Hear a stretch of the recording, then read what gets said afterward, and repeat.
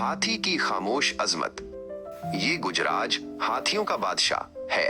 उसके कदम जमीन पर ऐसे पड़ते हैं जैसे कोई राज बता रहे हों, और उसकी आंखों में पुरानी दुनियाओं की दानाई झलकती है।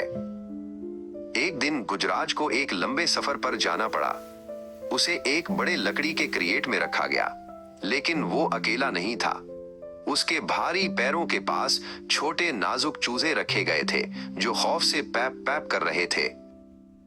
सफर शुरू हुआ। रास्ता नाहमवार था और क्रिएट हर झटके के साथ हिल रहा था।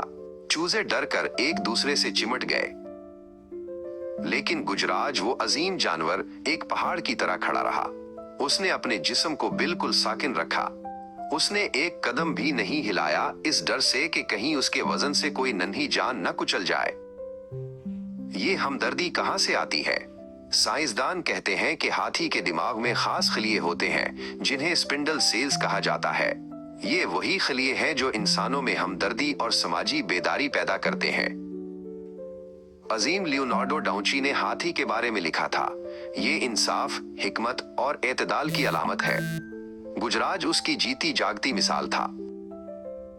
हाथी नज़्मो ज़ब्त वाले होते हैं। वो जंगल में भटके हुए मुसाफिरों को रास्ता दिखाते हैं, अपनी सोंड से नरमी से उन्हें सही राह पर डालते हैं। वो चलते नहीं, बल्कि जमीन पर तैरते हैं, हर कदम एहतियात से रखते हैं। जब सफर खत्म हुआ और क्रिएट का दरवाजा खुला, तो तमाम चूजे महफूज थे। गुजराज ने नरमी से बाहर कदम रखा। उसकी खामोशी इसकी ताकत से ज्यादा बुलंद आवाज में बोल रही थी। और जब एक हाथी महसूस करता है कि उसकी जिंदगी का खात्मा करीब है, तो वो अपने रेवड़ को अपने गम में शरीक नहीं करता।